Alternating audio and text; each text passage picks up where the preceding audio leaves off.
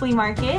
I bought some tea, which I'm so excited about. I love black tea, so I got caramel apple and some chocolate strawberry and chocolate orange, which sounds a little strange, but it smelled really good, so I'm really excited about that.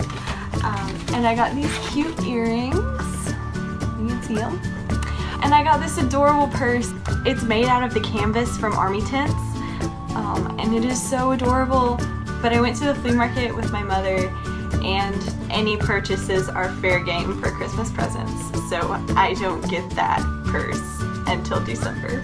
So hopefully you'll still be watching my videos in December, and I will show you that purse. Today I want to talk about author headcanons.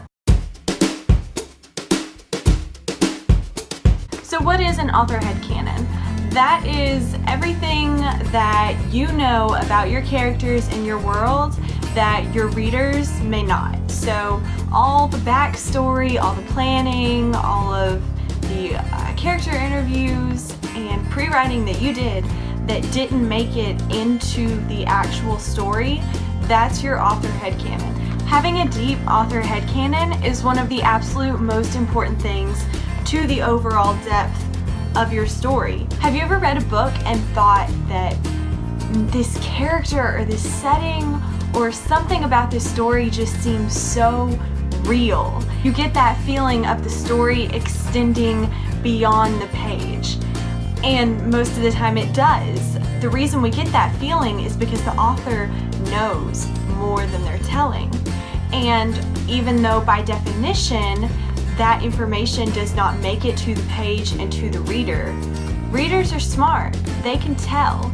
And when you know more about your story than what you're putting down explicitly on the page, it comes through in very small, subtle ways. We talked about developing your antagonist through diary entries, and depending on how you use that exercise, that may or may not be part of that character's author headcanon. If you're writing diary entries for things that happen in the book or things that are talked about in the book, then that isn't part of your headcanon. But if you're writing diary entries for things in their backstory or things in the future that don't happen in the timeline of your story, then that is part of their author headcanon.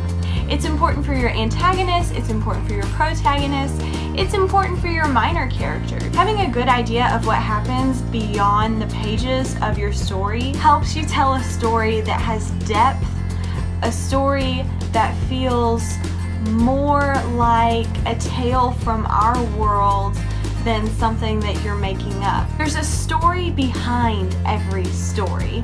What you hear, what you know, what you read is never the end. And we know that. We watch news stories and we say, okay, yes, I understand, but I feel like there's more to this. Because there is. There always is. There's no way for someone to delineate in a person's entire life in one story, no matter how many words it is. But knowing that and knowing more about them than you tell is huge for making your characters leap off the page. An example in my work in progress is the protagonist's parents, and it almost kills me that I can't write their story and tell the reader everything that they've been through, because they've been through a lot, and it really impacts their relationship with their daughter and the way that they approach what happens in the story. But while it is important to their characters, the story is not about them. I can't stop the narrative to go through their entire life from birth to going off to war, to marriage, to all of that. There's not room, there's not time, and the reader would get bored and roll their eyes and realize that this is not advancing the story. This isn't what we need to know. But my knowing that changes the way that I write them and the interactions that they have with their daughter, with the antagonist, with other people in the story. And that contributes to the overall consistency of your story. I had the problem with my antagonist. part of the issue was that I did not develop his backstory enough. Of course, your antagonist is not a minor character, but taking the time to do that for your minor characters, for smaller players in your story, will add to the story as a whole. And sometimes we get so wrapped up in our protagonist that we forget that they're not the whole story. It takes the entire cast of characters for the protagonist's story to happen. We have to remember that each of those minor characters, just like us, they are the protagonist of their own story. They have their own tale to tell, and even though that is not the story we're writing at the moment, that doesn't mean that we need to disregard it. We as writers, as authors, still need to know those stories. So that's an author headcanon. That's the purpose of it. And there are so many ways and exercises to develop those stories, those backstories. The simplest is to just sit down and start writing. Fill a notebook with these stories that the reader will never know, but you will know them, and that is what's important. And who knows, maybe one of those stories will call to you so strongly that you wind up writing that story with the minor character as the protagonist. I've done that before. I actually started writing a specific story, and I got maybe 20,000 words in and decided it just wasn't working. It wasn't the story that I wanted to tell, so I wound up trunking that story.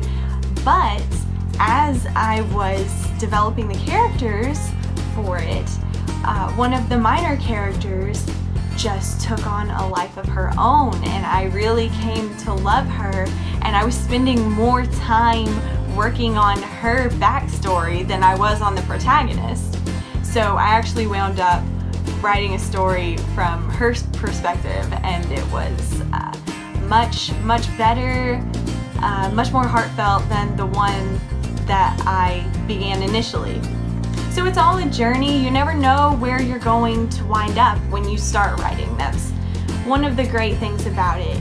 Even if you're a planner, you just never know where your characters are going to take you. Writing is a lot like life. Sometimes plans just don't work out, but oftentimes the things we don't plan for wind up being the greatest. Okay, so that's author headcanon. Tell me in the comments, do you have a minor character whose author headcanon is to die for? And do you think you'll ever write their story from their perspective?